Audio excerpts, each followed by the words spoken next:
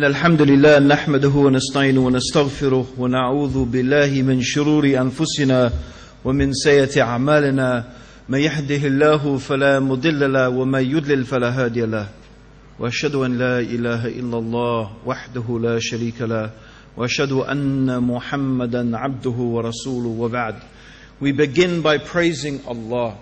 We praise Him, we seek His help and we ask for His forgiveness, and we take refuge with Allah from the evil of ourselves and from the evil consequence of our evil actions. Whoever Allah guides, no one can misguide, but whomsoever Allah leaves to go astray, none can guide. And I testify that Allah alone is worthy of worship, and that Muhammad sallallahu alayhi wasallam is His servant and His messenger. Brothers and sisters, I want to pick up where the brother left off in the video we just watched. And I'm going to tell you a story about a man who some years ago, during the first Iraqi war, the first war, used to stand outside the White House every single night with a lit candle. And one night, it was a particularly foul night, very windy, very cold, rain, and this guy appeared as usual, standing there. He had an umbrella, holding the candle, and the security guard at the gate of the White House saw this man, and he said to him he'd been noticing him standing there night after night, day after day, for months and months. And he said to him, listen, no one's going to see you tonight. It's cold, it's wet, and just go home. I mean, I really respect what you're doing, but you don't really think that you're going to change those people in that place, do you? And the man turned to the security guard. He said, I don't do it to change them. I do it so they won't change me. Brothers and sisters, I want you to link that to Dawah. Because you know and I know that we can't make anyone Muslim. We know we can't make people Muslim, brothers and sisters. Guidance is not in our hand. But something, Allah has given you responsibility over, and that's your own iman. That's maintaining your own iman. Maintaining the status of your iman. That is something you have to take care of. It's more important than taking care of your family. It's more important than taking care of your mother and your father. It's more important than you taking care of even your own body, your own self. It is. The Prophet sallallahu alaihi wasallam said that if he sallallahu alaihi wasallam is not more beloved, if he is not more beloved to us than our fathers and our mothers and our families, in fact the whole of mankind, indeed even our own selves, we have to love Rasulullah sallallahu alaihi wasallam more than our own selves. If we don't do that, we haven't completed our iman. And I want us to think about that man and what he said, and how that links to Dawah. Because what he realized is that there is something he had to do for himself. That however bad the world became, however corrupt people were, however evil, and how much evil was indulged in by politicians, he didn't want that to change him. And the worst destruction, brothers and sisters, is if your own iman is destroyed. There's nothing worse than that. There's no earthquake to match it. There's no tsunami to compare to it. There's no flooding to equal it. There is no famine. There is no drought that is even remotely comparable in its level of calamity to you losing your iman. But you know and I know, that's what we see happening around us to our own sons, our own daughters, our brothers, our sisters, every single day. For as many of you there are in this room today, how many are not? And how do you keep your iman in a place like this? How do you maintain your iman in a place like this? I absolutely believe, brothers and sisters, that it is virtually impossible for you as an individual, and even if you survive, I do not believe your children will survive if you are not giving dawah. I don't know of anything that has the capacity in our situation here to maintain and even boost our levels of iman like dawah. In fact, one sheikh once said to me, many years ago, his name is Sheikh Muhammad ibn Ismail, and I have to mention him, and he's not a well-known sheikh, but he is one of the few sheikhs I have ever met who not only gives lip service to dawah, and you'll find many will say dawah is important, you should give dawah, we should give dawah, and I mean here specifically, by the way, dawah to non-Muslims. That's what I'm talking about. Of course, dawah is a general term that can be applied linguistically to every type of enjoining the right and forbidding the wrong. But I'm being very specific, brothers. I-IRA has a very specific objective and goal, and that is calling those people who are not yet Muslim to Islam. So a lot of people talk about it. I haven't found many sheikhs doing it. He was one who actually did it. He made a real effort within his own capacity. And he came down to Speaker's Corner many years ago to see what I was doing there, because there was a big controversy at the time. Some of the brothers were saying, Abdurraheem Green, the way he goes down to Speaker's Corner and he talks like that, it's not the way of the Salaf. I said, brothers, you know, that's very strange to me, because the one who represents the Salaf is Rasulullah sallallahu alayhi wasallam. And he used to go down to the Kaaba where they were worshipping 360 idols, and people used to make tawaf naked. And I'm not saying Rasulullah was there when they used to make tawaf naked, but they used to make tawaf naked. Naked! And he used to go down there and give them da'wah and pray there. Sallallahu alayhi wasallam. So I said, I don't think Speaker's Corner is as bad as that. So, I mean, that's my example. I don't know who they were thinking of when they say the Salaf.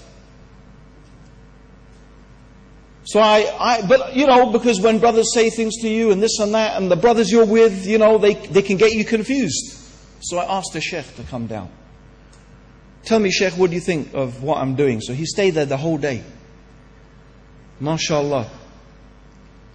He said to me something really precious, brothers and sisters, that despite I've had many job offers, come to Qatar, run our center, come to Melbourne in Australia, nice sun, beach, well, not that you can really go to the beach as a Muslim, but you know, maybe when it's quiet, you know, give some dawah on the beach maybe, yeah.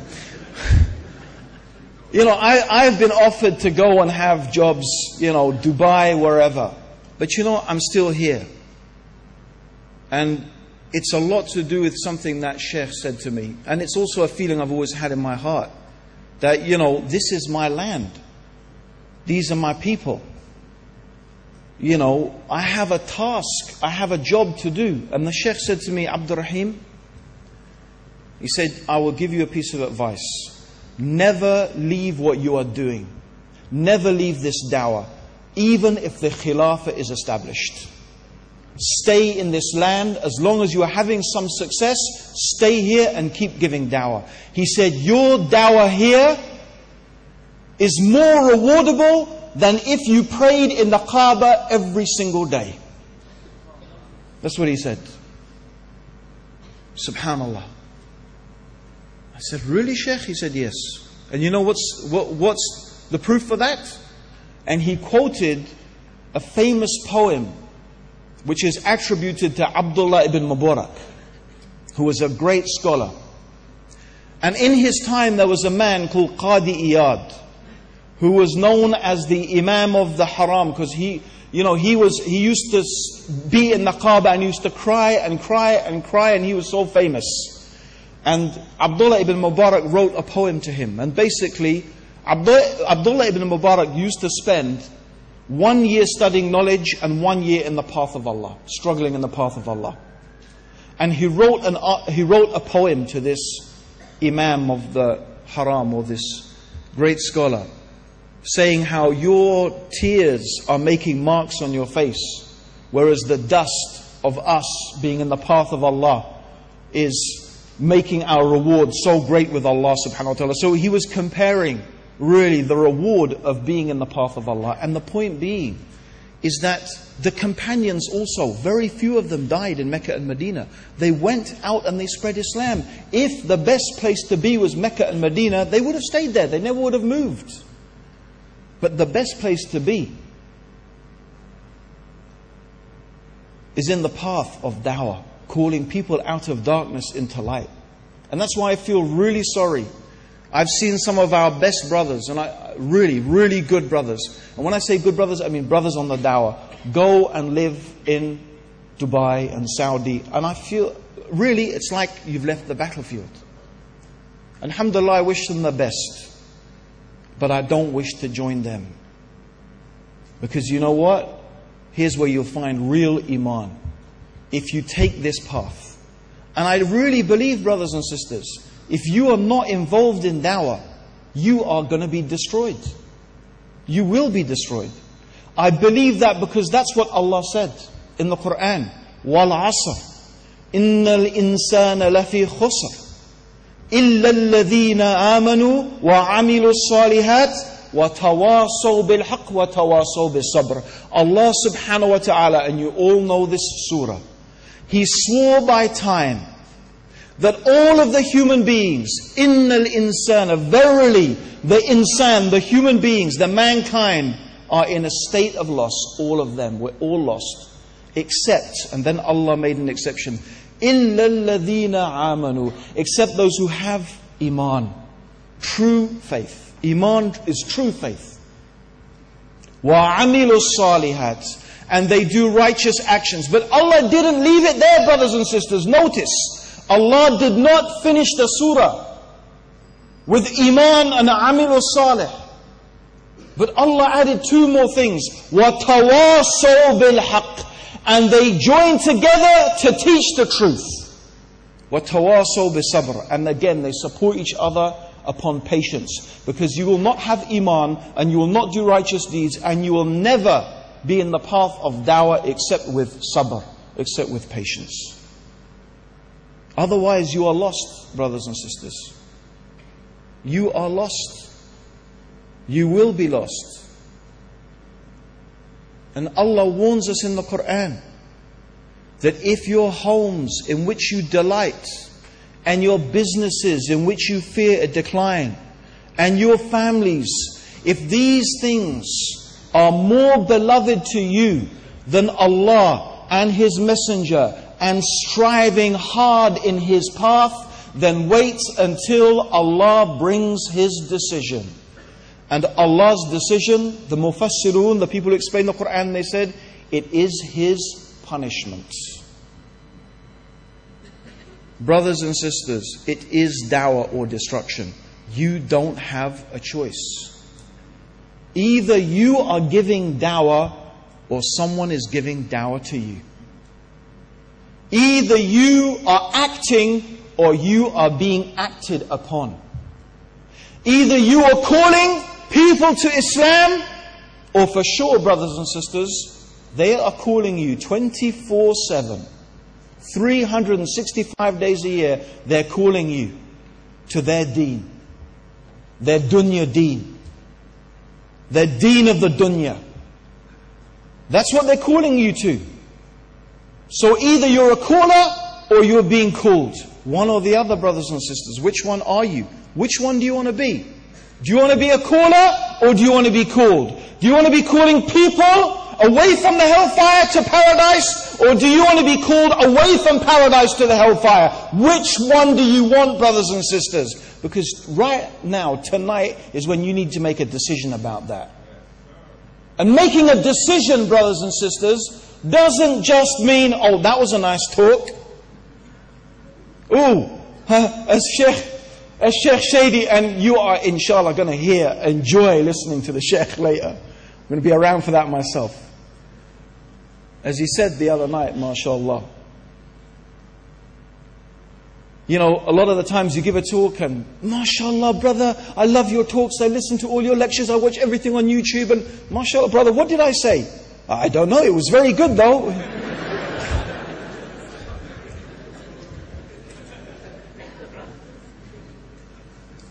Subhanallah.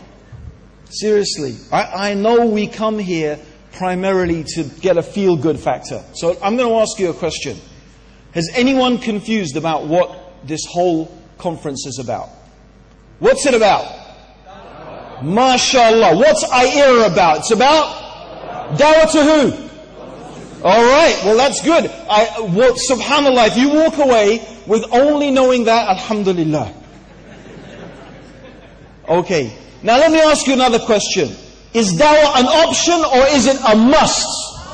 Alright, that's what I want to hear. Now I've got another question for you, but you don't have to shout this out. Okay? Imagine I bring to you a nice, beautiful plate of the most delicious biryani. You like biryani? Yeah? I want you to imagine, smell this biryani, right? It's just, you're hungry, and the biryani, I don't know, it's just perfect. And I serve it to you on a dustbin lid. Who's going to eat that? Huh? Okay, brothers and sisters.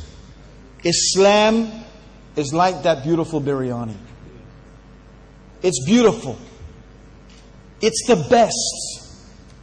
It is the best dish that there is. Alhamdulillah.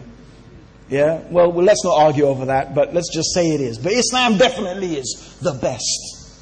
Is Islam the best or not? Alright, alhamdulillah, it's the best. But imagine, brothers and sisters, what we are doing. We are serving Islam on a dustbin lid. Right? What I mean to say here, brothers and sisters, is you need to learn how to serve Islam. You need to learn how to present Islam. You need to learn the right way to talk about Islam. You need to learn dawah is like everything else in Islam. Before action comes what? What comes before action? Knowledge. Thank you. Before action comes knowledge, ilm. Okay? So before the action of dawah, you need to learn a little bit about dawah. You don't have to be a scholar. Believe me, you do not have to be a scholar. You don't have to spend hours and hours studying. If you know something, fine, talk about it. But effective dawah, brothers and sisters, you need to learn it. And I want to know, say I, who's been to one of the I-era dawah training courses. Oh my God, that's about 15. Another I from those. Come on. Just the ones who've been to the... Okay, put your hands up, the ones who've been to the dawah training course. Okay, that is not even, I don't think, about, a tenth of you. Okay, brothers and sisters, listen. Please, I am inviting you. I am requesting you. I can't order you. If I could order you, I'd order you, right? But, let's put it that, as much as I can order you, I order you, right? You have to come to our dawah training course, brothers and sisters. I want you to make a decision right now, a decision, insha'Allah, that you're going to make that decision to come to our dawah training course. Who's going to come? Say I. Alright, that's what I want to hear, inshallah, brothers and sisters. Okay? Because inshallah, when you come, you will learn how to give dawah. If you found tonight inspiring, you'll find the course really inspiring. Brothers and sisters, people have called it a life-changing event. They've come to our dawah training course, they've said it's changed their life. MashaAllah, people have come, they didn't know how to give dawah, and they went out on the street and started inviting people to Islam. You saw Shahid, have you seen Shahid yet on the video? You're going to see him. You're going to see our brother, Shahid, who didn't know anything about dawah, who felt, people would talk to me, loved Islam but had no idea, and MashaAllah, he has got 11, 12 shahadas since he started giving dawah, MashaAllah. And he is the highest individual scoring dawah, except maybe, I don't want to say who else, but,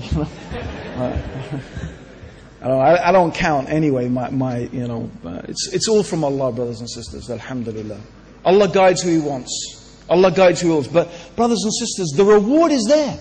The ajr is there. I want you to think about the ajr. You know the Prophet ﷺ said, if Allah guides just one person to Islam through you, imagine, that is better than all the red camels. And the red camels, the Arabs used to consider the best of all the wealth. Do you ever think about red and transport? Why are the best sports cars red color and red camels? And maybe there's some sociologist, Hamza Sorts, can do a study on that, inshallah. But the red camels. I mean, imagine having all the Ferraris and all the Porsches and imagine. And the nice thing about camels, Ferraris and Porsches don't get together and have baby Ferraris and Porsches.